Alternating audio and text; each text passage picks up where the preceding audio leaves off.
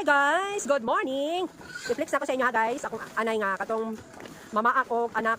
Mao na ni siya karon guys. Gitagaan ako siya og second chance. O karon guys, buntis na siya.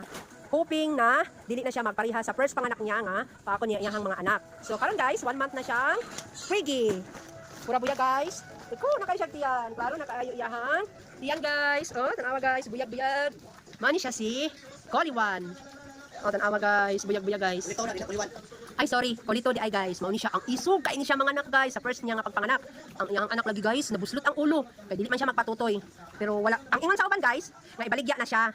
Pero ako guys, kay alaga man ako siya. Siyempre maluoy jud ko kay kabalo namang ka unsay yang kapadungan kung ibaligya siya. Matik, mahimo gid siyang karne og luoy. Kay laliman pug kagimoon siyang karne.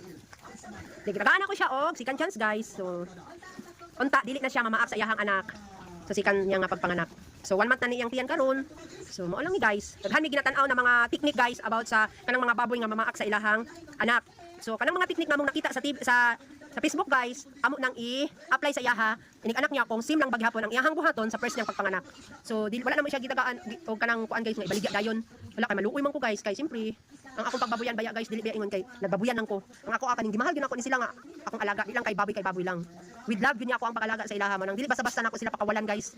Tagaan gyud ako siya second chance. So, mo lang. Next lang nako siya sa inyo ha. Ah, di ba guys? So, bye-bye na guys. Bye-bye.